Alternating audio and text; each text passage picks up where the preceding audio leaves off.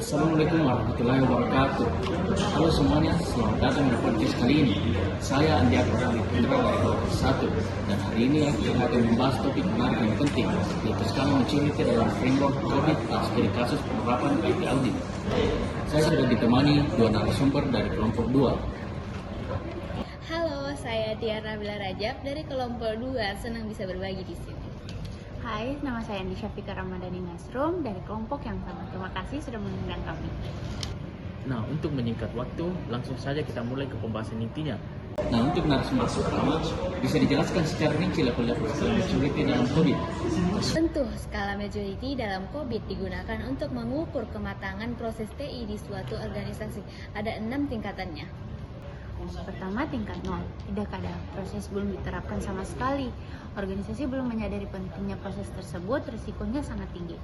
Yang kedua itu tingkatan pertama, awal atau tidak teratur. Proses ada, namun belum terorganisir.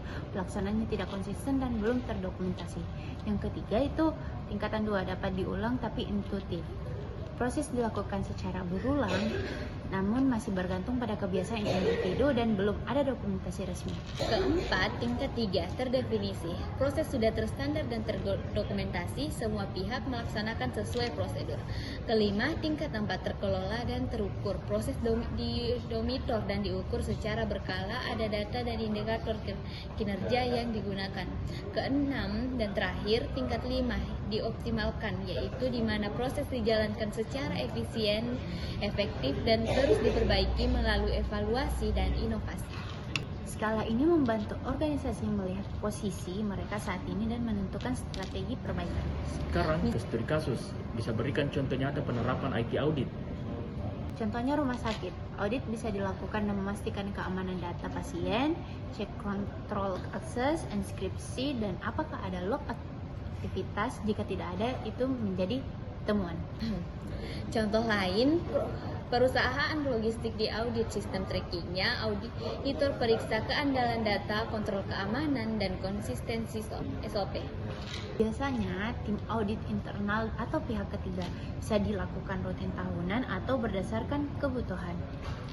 Menurut kalian, kenapa penting bagi mahasiswa TI memahami COVID dan IT audit, dan juga bagaimana penerapan COVID di Indonesia saat ini? Agar kita tidak hanya fokus pada teknis, tapi juga bisa berperan dalam pengelolaan dan strategi TI organisasi. Paham tata kelola dan audit bikin tetap siap menghadapi dunia kerja yang menuntut lebih dari sekedar skill coding. Nah, terima kasih banyak untuk Tiara dan Vika atas penjelasan dan wawasannya. Itu dia podcast kita dari hari ini. Sampai jumpa. Salam teknologi dan tata kelola. Bye-bye. Penting.